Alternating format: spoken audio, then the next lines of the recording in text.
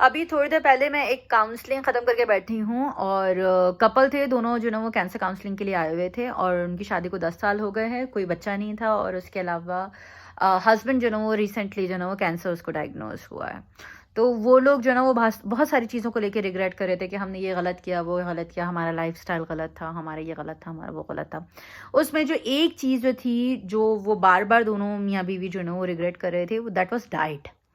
अच्छा, डाइट को क्यों कह रहे थे? कहना, ये हमें बहुत ज़्यादा ना मिसगाइड किया गया कि ये डाइट करो, ये डाइट ना करो, ऐसे करो, ऐसा ना करो, बच्चों के लिए ये करो, तो वेट लॉस के लिए ये करो, तो मतलब बहुत सारी चीज़ें misguide. Let me share my experience. जब मैं डायबिटिक सेंटर में काम कर रही थी, हम इंटर्नशिप अपनी कंप्लीट कर रही थी, तो उस वक्त जो है ना वो हमें एक बात बोली गई, हमें क्या कहा गया कि जी carbohydrates is the worst diet. So आपने क्या लेना है? लो कार्ब डाइट काम लेनी है ना, तो जिसमें कार्ब ना हो, लो कार्ब हो या ज़ीरो कार्ब्स हो, वो डाइट यूज़ करानी है।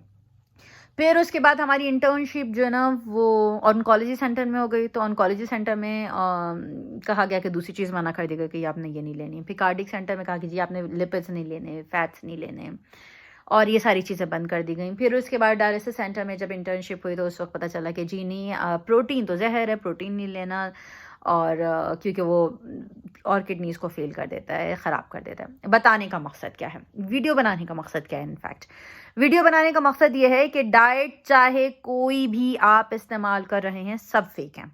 अभी लिस्ट ऑफ द डाइट्स आपको मिलेंगी इंटरनेट पर, अगर आप गूगल करेंगे तो मोर देन 24 डाइट्स आपको मिल रही हैं, जिसमें एंटी इन्फ्लेमेटरी डाइट भी है, वीगन भी है, और ग्लूटेन फ्री डाइट भी है, एटकिंस है, जोन डाइट है, वेजिटेरियन डाइट है, क्लिमेटेरियन डाइट है, उसके अलावा बहुत डैश डाइट है, बहुत ही मशहूर डाइटिंग प्लान्स आपको मिलेंगे, ये सारी चीज़ें।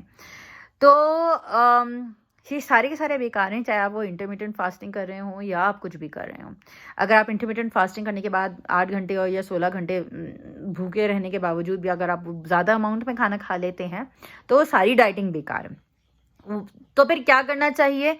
अगर आपको ईटिंग डिसऑर्डर है, ओबेसिटी का इशू है, आपको एनोरेक्सिया नर्वोसोमा है, बुलिमिया नर्वोसोमा है, या कोई और रिस्क फैक्टर्स आपके पास मौजूद हैं, the best thing is eat less, move more, eat less.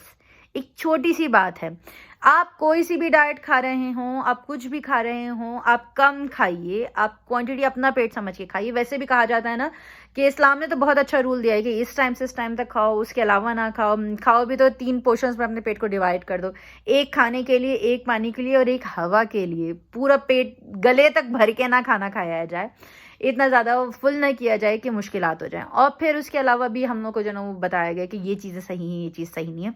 अगर आप कुरान की रिसर्च में जाएंगे ना, तब आपको इस बात का अंदाज़ा होगा कि कुरान क्या कह रहा है कि फ्रूट्स खाओ ज़्यादा से ज़्यादा, जो चीज़ें ज़मीन से उगती हैं, फ्रूट्स, वेजिटेबल्स, अनाज, ये सारी चीज़ें, लेगम्स हैं, ग्रेन्स हैं, ये सारी चीज़ें खाओ।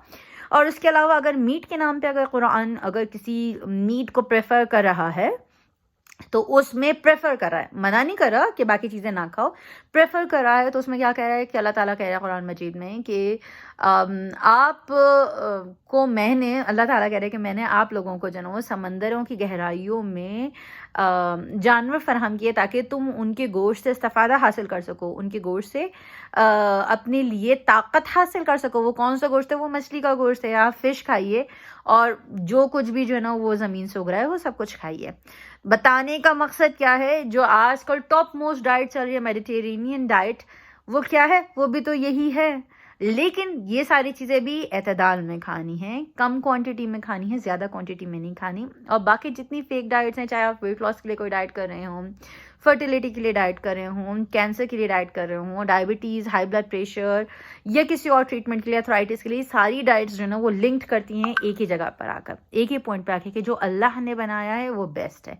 सो प्लीज़ अगर आपको इनमें से कोई भी इशू हो, कुछ इश्यूज़ ऐसे होते हैं जैसे ओबेसिटी हुई या एनोरेक्सिया नर्वोसोमा या बुलिमिया के लिए, तो हम ये कहते हैं कि जी डाइट से ज़्यादा जो है ना वो काउंसलिंग एंड थेरेपीज़ इंपॉर्टेंट है।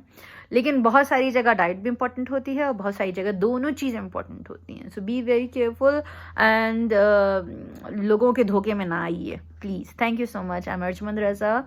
I'm a psychotherapist, life coach, IEPOGT, hypnotherapist, Silva and Reiki specialist. Please visit my website at www.arjumandr.com. Thank you.